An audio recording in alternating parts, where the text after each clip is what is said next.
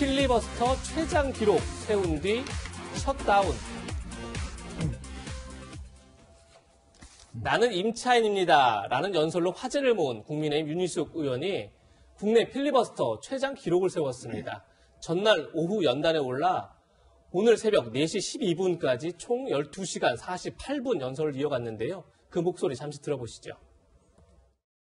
이번에 통과된 법들의 어떤 특성이 있어 보입니다. 저희 그 동료 의원 중에 저희 동료들이 뭐라고 좀 한심한 얘기를 하면 닥쳐라고 얘기하는 저 의원이 있어서 우리가 맨날 같이 웃는데 지금 통과된 법들을 한마디로 표현하자면 저는 닥쳐법 같아요. 서로 호감을 가지고 웃자고 하는 닥쳐가 아니라 국가가 개인에게 닥쳐라고 하는 그런 느낌입니다. 국회에 들어온 이상은 지금 만들고 있는 법의 내용을 통해서 그 법이 우리나라의 발전에 얼마나 도움을 주고 더 나라를 발전시키느냐로 평가를 받아야 된다고 생각을 하는데 지금 이 닥쳐법들은 나라를 뒤로 가게 만드는 법이라는 생각을 하게 됩니다. 평론가님, 네. 윤 의원이 12시간 48분 연설을 하면서 맞습니다. 저 닥쳐법 굉장히 많이 했어요. 네네. 그러면서 공수처법, 국정원법, 네. 대북전단 살포금지법 네네. 이거는 표현의 자유를 훼손하는 닥쳐법이다. 맞습니다. 어떻게 생각하십니까? 12시간도 굉장히 많은 이야기를 하셨기 때문에 그 내용은 좀 조목조목 뜯어봐야 되는데 저 부분은 당연히 공감하는 국민도 다수 계실 것이고 또 반론을 제기하는 국민도 다수 계실 것 같습니다. 일단 이제 민주당 입장에서는요. 자, 공수처법은 지금 7,000명의 고위공직자를 대상으로 하는 법인데 예. 이 법이 왜 국민 다수의 입을 막는 법이라고 확대 해석을 하느냐. 예. 반론을 지금 이제 내고 있는 입장이고 두 번째로 이제 국정원법 개정은 국정원 이제 명칭도 바뀌게 되죠.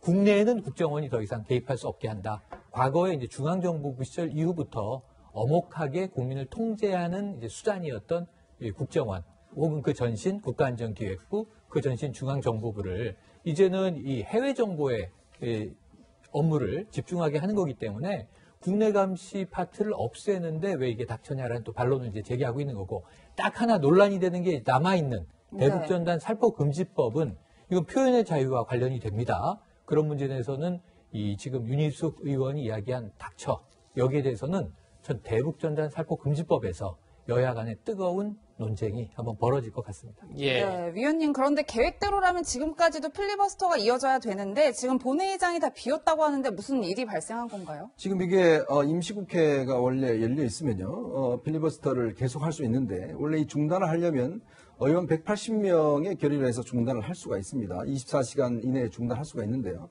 지금 민주당이 174석이기 때문에 지금 무소속이나 이런 협조가 있어야 되는 상황이거든요. 그럼 이런 식으로 가면 지금 한 내년 1월 초까지 지금 임시국회 회기가 됐기 때문에 할 수가 있어요. 그렇죠. 근데 지금 윤희숙 의원이 12시간 지금 48분을 기록하고 난 다음에 그 전에 했던 김병기 민주당 의원이 코로나 확진자하고 접촉을 했다는 사실이 이제 통보가 됐습니다. 예. 이제 그렇다 보니까 지금 국회의장이 긴급하게 일단 정회를 선포를 했습니다. 지금 일단 그래서 이제 더 이상 필리버스터가 이루어지지 않고 재개 문제는 다시 지금 논의하기로 했는데 지금 이제 문제는요. 이게 물론 뭐 필리버스터 때문에 중단이 됐지만 근데 국회의장단이 지금 딱 두 분밖에 안 계세요. 지금 왜냐하면 지금 국민의힘 같은 경우는 원구성에 응하지 않아서 국민의힘 출신 부의장이 없습니다. 그러니까 그 김상희 부의장하고 지금 박병석 부의장, 국회의장이 예. 두 사람이서 지금 번갈아 가면서 지금 하고 있는 거예요. 그렇죠. 제가 볼 때 아마 곧 아마 한계 상황이 올 겁니다. 이제 그렇게 되면 이게 문제는 지금 초선 의원들 58명이 지금 다 참여하겠다는 거거든요. 네. 지금 그 24시간 이내에 중단하는 걸 하지 않으면 내년 1월 초까지 이 필리버스터가 계속됩니다. 그럴 경우는 아마 제가 볼 때는 윤희숙 의원 기록도 깰 수 있는 분도 나오지 않을까 싶습니다. 아마 네. 사상 초유의 최장 필리버스터가 예고된 상황입니다. 예. 네. 민주당 김병기 의원의 코로나 검사 결과가 오후 4시에 나온다고 해서 그 이후에 필리버스터를 다시 재개할지 여부가 확정된다는데요. 그건 이따 잠시 뒤에 오후에 다시 보기로 하고 필리버스터 과정에서 일부 의원들의 연설 내용이 논란이 되고 있습니다. 직접 한번 들어보시죠. 이 지구상 어디에도 밤거리를 반여자가 마음대로 활보할 수 있는 나라가 별로 없습니다. 대한민국은 도시의 구석구석 야간에도 반여자들이 밤거리를 걸을 수 있는 성폭력 범죄를 저지르고 나간 사람들에 대해서 규제를 많이 하고 뭐 발찌를 뭐 더 강화해서 채우고 CCTV를 달고 이러면은 재발이 방지될 거라고 보통 생각하시는데 그렇지는 않습니다. 성폭력 범죄라는 건 충동에 의해서 이루어지는 것이고 그 충동이 대부분 스트레스가 많이 쌓여서 그 스트레스가 폭발하는 경우가 많습니다. 네, 변호사님. 네. 들으신 것처럼 뭐 아녀자 발언도 굉장히 여성을 얕잡아 보는 그런 표현이니까 문제가 될 것 같고, 김웅 의원의 발언도 성폭력 범죄는 충동이다, 스트레스 때문에 그렇다, 이런 발언도 약간 논란이 될 것 같아요. 어떻게 들으셨습니까?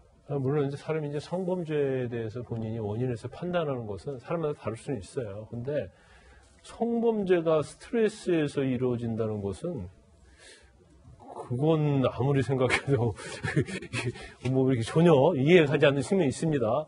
물론 그 전에 아마 그런 것 같아요. 이제 조두순 씨와 관련해서 그 아무리 CCTV랄지 뭐 전담 보호 관찰 제도를 한 달을지 한다고 그래서 마음을 먹으면 막을 수가 없다. 그러니까 전자 발찌. 그렇죠. 그래서 근본적인 뭘 이 얘기를 하려고 했던 건 맞는데 예. 네. 이게 가다가 어떻게 보면 30% 빠진 거예요. 그래서 성충동에 의해서, 그러니까 성범죄가 성충동에서 이루어질 수 있다. 이거 여기까지는 우리가 어느 정도 동의할 수 있죠.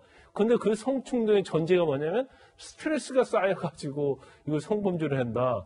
이거 자체는 사실은 도저히 우리가 동의할 수 없는 내용이고, 아마 굉장히 필리버스터 시간이 좀 오래 시간을 끌다 보니까 약간 좀 아니해진 측면이 있고 뭔가 좀 긴장하지 않은 측면이 있다 보니까 뭐 생각지도 않은 그런 정말 동의할 수 없는 그런 발언이 좀 나온 걸로 보입니다. 네, 김 의원 논란이 되자 자신의 SNS에 뭐 전체 중에 극히 짧은 이야기였다. 조두순 같은 특정 부류의 범죄자에 대한 지금의 대책이 오히려 재범을 부추길 우려가 있었다는 뜻이다라는 취지로 해명의 글을 올렸습니다.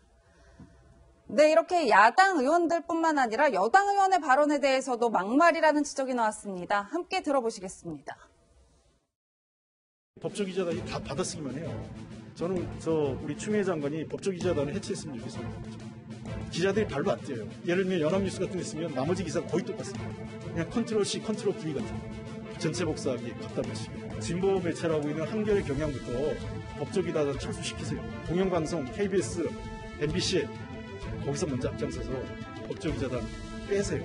법조기자단 계속 유지하면 한겨레 경향 그리고 MBC, KBS도 검찰개혁의 의지가 없는 것으로 보일 수 있습니다.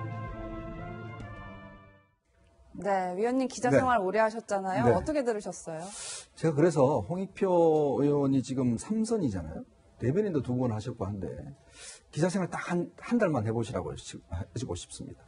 제가 법조기자를 한 6년 동안 했는데요. 예.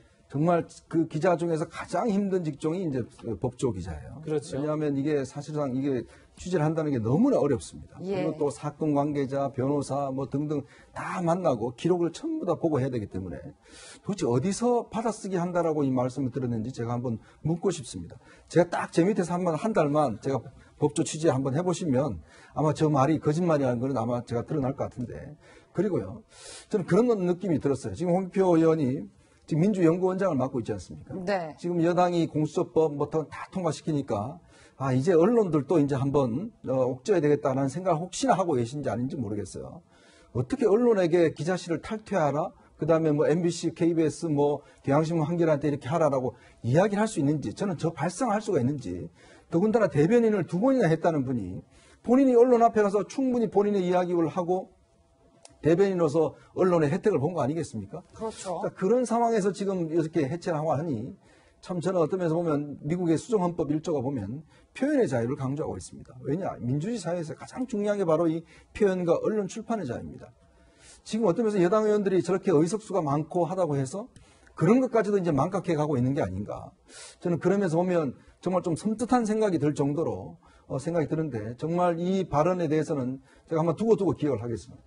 네, 변호사님. 네. 변호사님은 지금 특정 언론들을 찍어서 그렇죠. 법조 기자단 해체를 안 그러면 검찰 개혁에 동의하지 않는 걸 생각할 수 있다. 이런 식의 국회의원 발언은 어떻게 보십니까? 참 겁박이죠.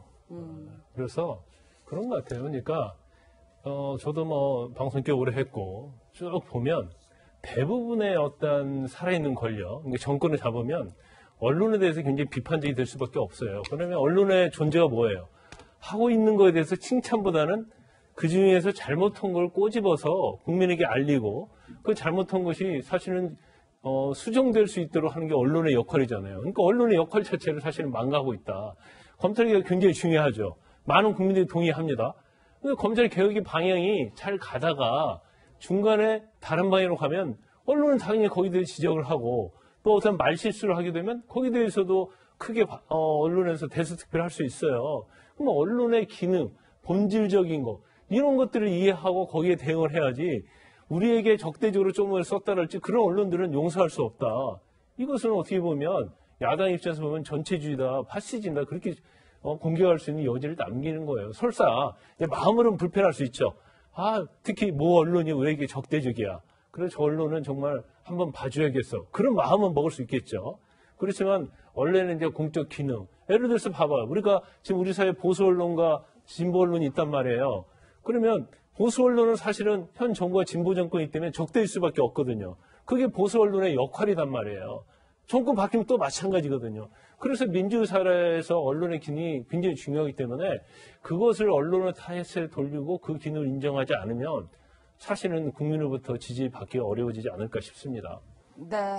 정치권 소식까지 숨가쁘게 짚어봤습니다. 세 분과는 여기서 인사드리겠습니다. 고맙습니다. 감사합니다.